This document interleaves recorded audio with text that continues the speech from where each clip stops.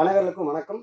மேடையில் வந்திருக்கும் பெரியவர்களுக்கும், மேடை அலங்கரித்துக் கொண்டிருக்கும் முன்னிருக்கும் உங்களுக்கும், பத்திரிகை ஊடக நண்பர்களுக்கும், என் அன்பு தம்பி அன்பு அவர்களுக்கும், அண்ணன் மகிழ்ச்சாமண்ணன் அருளோட இந்த படத்தை மிகப்பெரிய அவரோட ஆசீர்வாதத்தோட இந்த படம் பெரிய வெற்றி அடையும். இன்னைக்கு லேட்டாக வந்தாலும் இன்னைக்கு 10 டே லேட்டஸ்டாக வந்து மக்கள்கிட்ட போய் சேர்றது தான். சின்ன படம் பெரிய படமெல்லாம் யாரும் எதுவும் பார்க்காம நல்ல கண்டென்ட் படம் மக்கள் தூக்கி கொண்டாடுவாங்கிறது மனப்பூர்வமாக நம்புகிறோம். இப்போ சமீபத்தில் வந்து ஓடிட்டு இருக்க மரகத ராஜா படம் கொண்டு இந்த படம் அந்த வரிசையில் மிகப்பெரிய வெற்றி அடையும். அண்ணன் மகிழ்ச்சாமன் அவர்களோட அண்ணாமலையோட ஆசீர்வாதத்தோட இந்த படம் வெற்றி அடைய செய்வீர்கள். நன்றி, வணக்கம். நன்றி நன்றி திரு கொட்டாச்சி அவர்களுக்கு. எல்லாருக்கும் வணக்கம். இந்த யமன் கட்டளை இந்த படம் ஆரம்பித்ததே வந்து எப்படின்னா, டைரக்டர் என்னோட காலேஜ் சீனியர், ஒரே பஸ் ரூட்டு. ஸோ அதுலேருந்தே எங்களோட பயணம் ஆரம்பிச்சிச்சு, இப்போ வரைக்கும் போயிட்டுருக்கு. ஒரு நாள் படம் பண்ணுறேன் வா அப்படின்னாரு. நான் என்ன கதை கூட கேட்கல, வந்து நடிச்சு கொடுத்துட்டாங்க எனக்கு. அதுக்கப்புறமும் நிறைய படம் பண்ணுற அடுத்தடுத்த படங்களில் வந்து கண்டிப்பாக கூப்பிடணுன்னு. ஸோ இந்த படத்தோட எனக்கு ராஜசேகர் என் நண்பன். இந்த படத்தின் மூலமாக எனக்கு இன்னொரு நண்பன் கிடச்சிருக்கான், அன்பு. ஃப்ரெண்ட்ஷிப்புக்காக என்ன வேணால் பண்ணுவான், நிறைய உதவி பண்ணுவான். யாரோட பையன் உதவி கண்டிப்பாக உதவி பண்ணுவான். ஸோ அன்பு நானும் வந்து இந்த படத்தில் நடிக்கும்போது ஷூட்டிங் ஸ்பாட்டே ரொம்ப கலகலன்னு இருக்கும். அதே மாதிரி டைரக்டருக்கு வந்து ரொம்ப கஷ்டப்பட்டார் எங்கள் 2 பேரையும் சமாளிக்க, அதுதான் உண்மை. ஆனால் ஸ்ட்ரிக்ட் ஆஃபீஸர் ஒரு ரெண்டு பேர் இருந்தாங்க. ஒன்று வந்து கார்த்திக் ராஜா சார், கேமராமேன். இன்னொருத்தர் வந்து நம்ம படத்தோட டைலாக் ரைட்டர். அவர் இப்போ நம்ம கூட இல்லை, சாரோட அப்பா. அவரை ரொம்ப மிஸ் பண்ணுறோம் இந்த ஈவெண்ட்டில். ப்ளஸ் இன்னும் நிறைய ஆர்டிஸ்ட்டை மிஸ் பண்ணுறோம். டிபி கஜேந்திரன் சாராக இருக்கட்டும், டெல்லி கணேஷ் சாராக இருக்கட்டும், நிறைய பேரை மிஸ் பண்ணுறோம். அவங்க கூட ஒர்க் பண்ணதெல்லாம் வந்து மிகப்பெரிய ஒரு அனுபவம். அண்ட் ஹீரோயின் ரொம்ப சைலண்ட்டாக இருக்காங்க, ஆக்சுவலாக அவங்க சைலண்ட் கிடையாது. ஸோ என் கூட நடித்த எல்லாருக்குமே ரொம்ப தேங்க்ஸ். அப்புறம் இந்த படத்தை வந்து சக்ஸஸ்ஃபுல்லாக தேட்டருக்கு கொண்டு வந்து சேர்த்த இயக்குனருக்கு ரொம்ப நன்றி. அண்ட் இதுக்கப்புறம் உங்கள் கையில் தான் எல்லாருக்கும் படத்துக்கு சப்போர்ட் பண்ணுங்கள். நன்றி, வணக்கம், தேங்க்யூ. ஊடக நண்பர்களுக்கும் தொலைக்காட்சி நண்பர்களுக்கும் உயிருக்கு நிகரான தமிழ் நெஞ்சங்களுக்கும் நன்றி கலந்த வணக்கத்தை சொல்லிக்கிறேன். யமன் கட்டளை, இது இறைவன் கட்டளை. இந்த படம் மிகப்பெரிய வெற்றி அடையும். ஏன்னா அன்பு டான்ஸ் மூமெண்ட்லாம் பார்க்கும்போது எனக்கு அப்படியே கமல் ஸ்டார் ஞாபகம் வந்தாரு. அவ்வளோ அற்புதமாக பண்ணியிருந்தீங்க அன்பு. நிச்சயமாக பெருசாக வருவீங்க, கவலைப்படாதீங்க. உங்கள் அப்பா அவங்க கூடவே இருக்காரு, நாங்கள்லாம் அவங்க கூட இருக்கோம். மிக அற்புதமான டான்ஸ் மூமெண்ட்டு, மிக அற்புதமாக அழகு. ஒரு தமிழ் ஹீரோ, அதுதான் பிரச்சனை இங்கே நம்ம நாட்டில். தமிழனாக இருக்கக்கூடாது, என்னவோ தெரில தமிழ்நாட்டில் தமிழனாக இருக்கக்கூடாது. ஓகே, அதை மீறி அன்பு வந்து மிகப்பெரிய டாப் ஹீரோவாக வருவார் அப்படிங்கிற நம்பிக்கை எனக்கு இருக்குது. ஏன்னா இயக்குனர் மிக அற்புதமாக இயக்கியிருக்காரு, மிக அற்புதமாக பண்ணியிருக்காரு. ஒவ்வொருலையும் செதுக்கியிருக்காரு. பாடல்லாம் மிக அற்புதமான வரிகள். முன்னாடிலாம் காசே தான் கடவுளடா அப்படின்னு ஒரு பாட்டு வரும், ஜெமினி கணேசன் படம், சக்கரம்னு அந்த படம் பேர். இந்த படம் காசு இருந்தால் தாங்கிறது, அதாவது இதை விட மேலே யாரும் சொல்ல முடியாது. எல்லாரும் முகமுணுப்பாங்க பாருங்க இந்த பாட்டை. இந்த மாதிரி ஒரு அதிகமாக அற்புதமாக மியூசிக் டைரக்டர் போட்டிருக்காங்க. அவங்களுக்கு ஒரு கைத்தட்டல் கொடுத்துக்கலாம், ஏன்னா உண்மையில் ரொம்ப பண்ணியிருக்காரு. அப்புறம் தயாரிப்பாளர் வந்து ஸ்கூல் காலேஜ் தான் வச்சு நடத்துகிறாரு அப்படின்னு சொன்னாங்க. அவங்க பொண்ணுக்காக படம் எடுத்துருக்காரு அப்படின்னு சொன்னாங்க, மக்களுக்காக எடுத்திருக்காரு. ஆனால் அந்த பொண்ணை கூப்பிட்டு வராமல் போயிட்டீங்கன்னு தான் எனக்கு வருத்தம். அந்த பொண்ணுக்கு எங்கள் வாழ்த்துக்கள் சொல்லிடுங்க. ஸ்கூல் இருந்தாலும் ஒரு நாள் லீவ் போடலாம் சார், நாங்கள் ஸ்கூல் படிக்கவே இல்லையே, இல்லை ஒரு நாள் லீவ் போடலாங்க இருக்காங்க. அப்புறம் வந்து அந்த கலைப்புலி சேகரனை, உண்மையிலே வந்து எந்த இதாக இருந்தாலும் அவருக்கு நிறைய வேலை இருக்குதான். அவர் அப்போ வந்து சொல்லிட்டு இருக்காரு, வேலை இருக்கு வேறு மீட்டிங், அவர் தலைவராக இருக்காரு, அதே மீட்டிங்கு அதையும் மீறி உட்காந்துருக்காரு. அண்ணன் சீக்கிரம் முடிச்சுக்கிறேன் அண்ணன் வந்து நல்லா இருக்கணும், நீங்கள் உடற்பயிற்சி பண்ணுங்க. அப்புறம் குணா சார், அவர் என் நண்பர். இயக்குநர்களை ரொம்ப எல்லாரும் பேசுனீங்க, ரொம்ப மகிழ்ச்சி. அப்புறம் ஹீரோயினும் ரொம்ப அற்புதமாக பண்ணியிருக்காங்க. ஏதோ பார்த்த முகமாக இருக்குது, பழைய ஒன்று ஆர்டிஸ்ட்டு இல்லை ஃபேமஸ் ஆர்டிஸ்ட்டை பார்த்த மாதிரி இருக்குது உங்களை பார்க்கும்போது. அந்த மாதிரி நீங்கள் வரணும். ஏன்னா நீங்கள் ரொம்ப வாழ்த்தனம் பண்ணுவீங்க சொன்னார் அவர். ரொம்ப வாழ் பண்ணுவீங்களாமே சொன்னாங்க. அப்புறம் கார்த்திக் ராஜா கேமராமேன் சார், நாங்கள் நிறைய படம் ஒர்க் பண்ணியிருக்கோம். எங்களுக்கெல்லாம் ஒரு ரொம்ப நல்ல மனிதர் அவர். சந்தோஷண்ணே, நீங்கள் வந்ததுக்கே மகிழ்ச்சி. வெட்கப்படுவார் ரொம்ப, ஆனால் மேலே வாங்கினேன், ரொம்ப வெட்கப்படுறாரு. அப்புறம் அர்ஜுன் இந்த உடம்ப வச்சு இந்த டான்ஸ் ஆடிருக்காரு. ரொம்ப இது, ஆனால் உடற்பயிற்சி பண்ணுங்க, இதே ஸ்பீடாக இருக்கலாம். கொட்டாச்சி ஒரு நல்ல மாமனிதர்.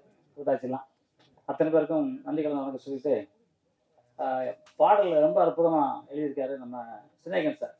சினேகன் சார் பாடல் ரொம்ப அற்புதம், எல்லா பாட்டுமே அற்புதம். டான்ஸ் மாஸ்டர் மிக அற்புதம், கேமராமேன் அற்புதம், எடிட்டிங் அற்புதம்.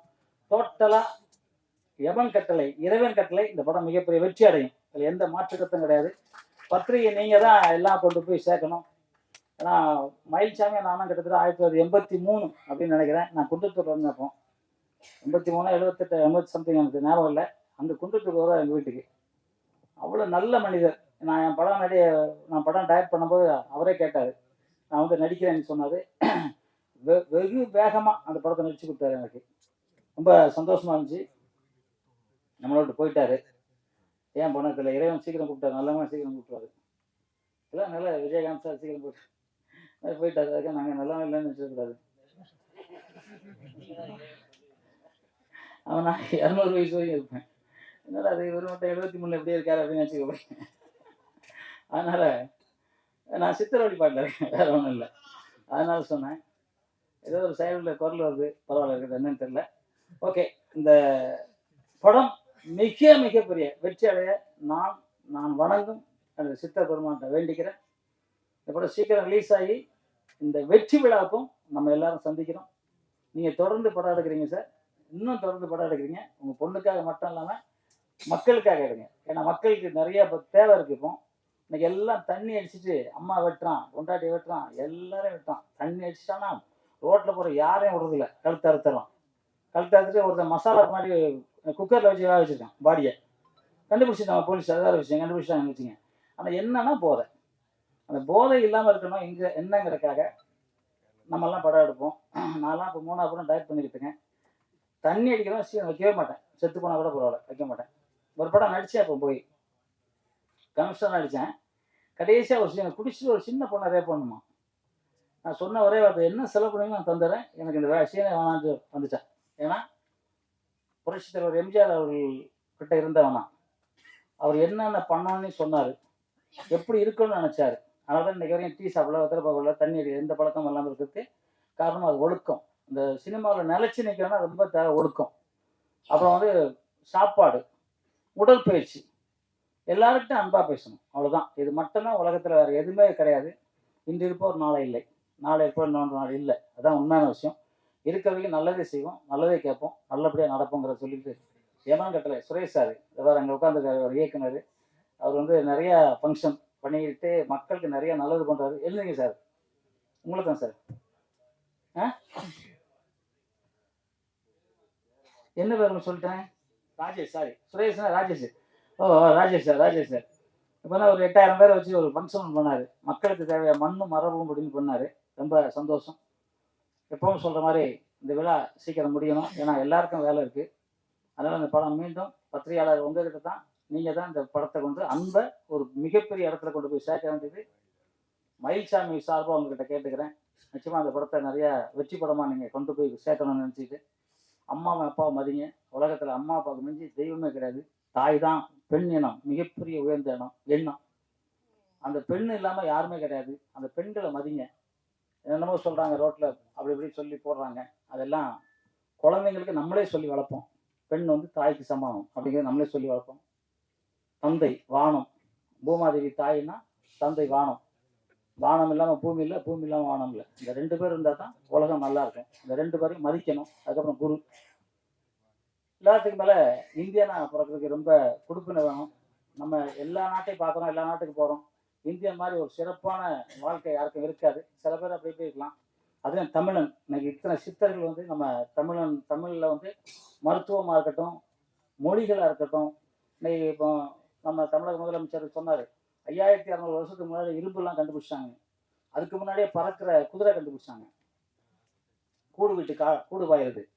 சித்தர்கள் காட்டில் சிங்கத்தை புலியெல்லாம் அப்படியே நிற்க வைக்கிறது, கடிக்காது, அப்படி நோக்கு வருமோ. இந்த மாதிரி பல கலைகள் கண்டுபிடிச்ச நம்ம தமிழ் சித்தர்கள் அந்த நாட்டில் பிறந்திருக்கிறது ரொம்ப புண்ணியம், ரொம்ப சந்தோஷம். அந்த தமிழ் வாழ்க, தமிழ் வெல்க, தமிழன் வென்றே தீர்வான். நன்றி, ஜெயஹிந்த். வெளியூர் சங்க செயலாளர் தான். ஏன்னா அங்கே செயலாளர் நிற்கணும்னா இந்த அசோசியேஷன்லேருந்து தலைவர் பதவி ரிசைன் பண்ணணும், அது தெரியாமல் போட்டாங்க. இப்போதைக்கு தான் அங்கே செயலாளராக தான் இருக்கிறாங்க. சட்டம் அப்படி நான் நிறையா பேச நினைச்சேன், ஆனால் காலதாமதம் ஆகிவிட்டது. இந்த இடத்துல வந்து மயில்சாமி இருக்க வேண்டிய இடம் அது இல்லை. ஆனால் வையாபுரி சொன்ன மாதிரி அவருக்கு நிறைய அப்பாக்கள் இருக்கிறாங்க, சித்தப்பா, பெரியப்பா. அதில் நானும் ஒரு அப்பா வச்சுக்க, அவ்வளோதான். ஏன்னா அவர் இருந்து பெரிய ஒரு இதை கொடுத்துக்கிட்டு எனக்கு என்ன சந்தோஷம்னா, நீங்கள் எல்லாம் இப்போ நம்ம தம்பி ஜாகுவார் கொண்டு எல்லாரும் இந்த படத்துடைய சிறப்புகளை பேசிட்டாங்க. அதனால் நான் அதை இழுத்துட்டு இருக்க விரும்பலை. இல்லை என்ன பிரச்சனை, எனக்கு பழியன்னு தெரிகிறது, இது ஒரு சின்ன முதலீட்டு படமாக இருந்தால் கூட இதில் இயக்குனராகட்டும் அந்த ஒளிப்பாதலாம் ரொம்ப அற்புதமாக பண்ணியிருக்கிறாரு. இன்னும் சிறப்பாக சொல்லணும்னா, டக்கு டக்குன்னு எனக்கு மனசில் விழுகிறது அன்பு தான்.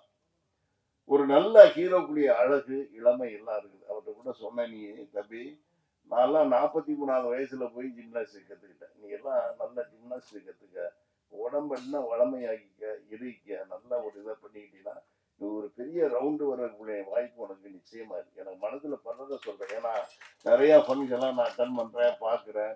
எங்களுக்கு ஆர்டிஸ்டை பார்க்கும்போது தெரியும் என்னடா இப்படி அப்படிலாம் இருக்கும். ஆனால் திறமையை எல்லாரும் வெளியே கொண்டு வந்துடும். நீங்கள் பிரபுதேவா எடுத்தீங்கன்னா ஆரம்பத்தில் இவர் ஒரு ஹீரோவான்னு சொன்னாங்க, ஆனால் அவருடைய அந்த நடன திறமை இருக்குது பாருங்க, அவர் எங்கேயோ கொண்டு வந்துச்சு. அதே மாதிரி நான் கிங்காங் இன்ட்ரடியூஸ் பண்ணும் போதெல்லாம் அவன் அந்த சின்ன வயசுலேயே பல்ட்டி அடிப்பான். இன்னைக்கு எனக்கு கூட சொந்த வீடு கிடையாது, ஆனால் அவன் சொந்த வீடு வாங்கியிருக்கிறான். ஏன்னா கஷ்டப்பட்டு உழைச்சி வாங்கியிருக்கிறான். அதே போல் இன்னொன்று நான் சொல்லணும்னா, இங்கே நம்ம மியூசிக் டைரக்டர் சசிகுமார் பேச முடியாமல் திணறினாரு. அவர் ஏன் திணறினாங்கிறது எனக்கு நல்லா தெரியும். எனக்கு ரொம்ப வேண்டிய ஃப்ரெண்டு, ரொம்ப நாள் பழக்கம். ஏன்னா அவருடைய போராட்டமெல்லாம் மிக கடினமானது. இப்போ நாங்கள்லாம் எடுத்த உடனே யாருன்னு படத்தில் கிளிக் ஆகிட்டோம். எல்லாம் அப்புறம் ஊரை தெரிஞ்சுட்ட எல்லாமே சில்வர் மொழி படம் தான். இப்போ நான் இந்த 40 வருஷமாக போராடினா கூட நான் இன்னும் ஒரு நோன் ஃபிகராக அந்த யார் படத்தில் இன்னைக்கு ஒரு அசோசியேட்டாக 10-15 வருஷமாக தலைவர் செயலாளர்னு அப்படியே போயிட்டு இருக்கு. அதாவது சினிமா தொழில் நின்றுக்கிட்டே இருக்கிறோம். ஆனால் எத்தனையோ பேர் திறமை இல்லாதவர்கள், சரியாக கணிக்க தெரியாதவங்கெல்லாம் தவறி இந்த சங்க பணம் உள்ளவங்க, பணம் இல்லாதவங்க தவறி போயிட்டாங்க. அது காரணம் நம்முடைய கணிக்க தெரியாது தான். தவறுகளை நிறையா செஞ்சிடறோம். அதே மாதிரி தம்பி அர்ஜுன் தாஸா,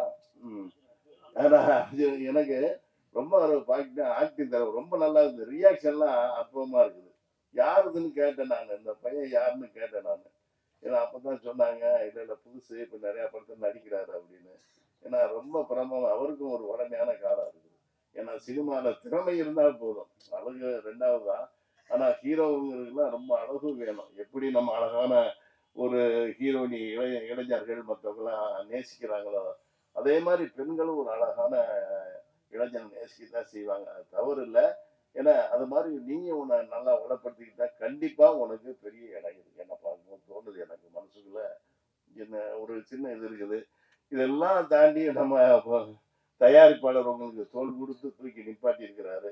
கடைசியாக உங்களுக்கு நான் சொல்ல விரும்புறது, நீங்கள் என்னதான் படம் எடுத்தாலும் எவ்வளோதான் கஷ்டப்பட்டாலும் அந்த ரிலீஸுங்கிறது ஒரு பெரிய ஒரு சிக்கலான ஒன்று.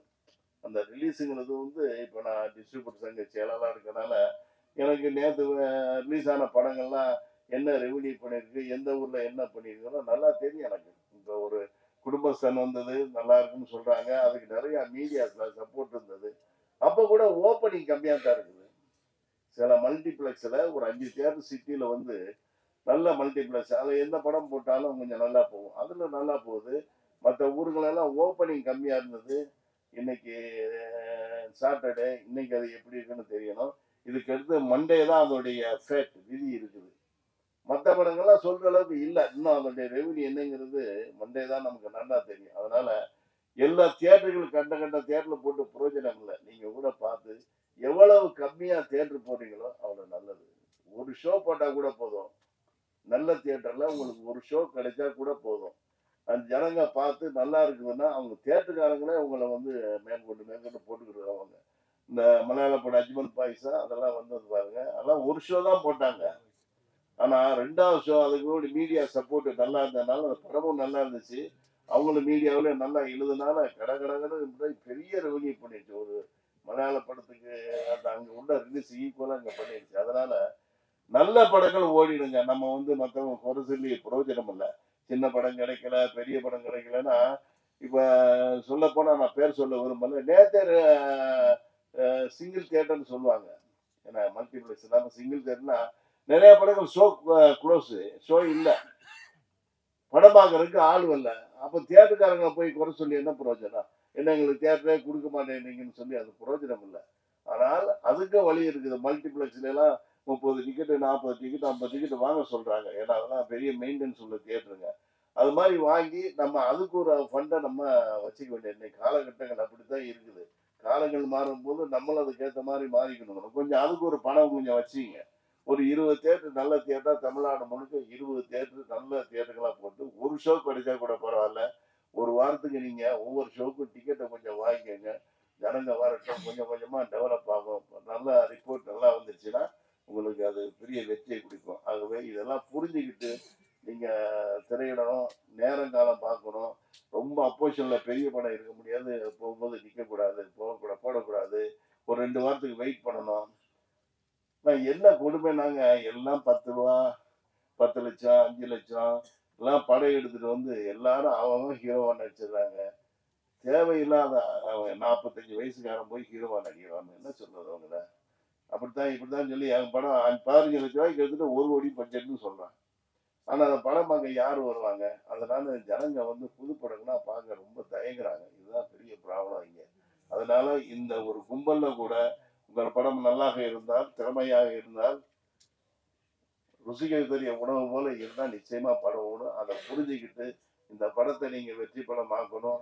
நீங்க அதை நடிச்ச அத்தனை ஹீரோயின் முதற்கொண்டு எல்லாரும் வந்து தொழில்நுட்ப கலைஞர்கள் அத்தனை பேரும் நம்ம மியூசிக் டைரக்டர் நல்லா பண்ணியிருக்கிறான். அவன் கஷ்டப்பட்டதுக்கு ஒரு நல்ல ஒரு விதையா இது இருக்குன்னு நினைக்கிறேன். அவனு வெற்றி அடைய வாழ்த்து கூறி இதுக்கெல்லாம் உங்களுக்கெல்லாம் கஷ்டப்பட்டு பணம் செலவழிச்சு இதை வெளியே கொண்டு வர தயாரிப்பாளருக்கு நன்றி கூறி விடைபெறுகிறேன். நன்றி, வணக்கம். நன்றி சார்.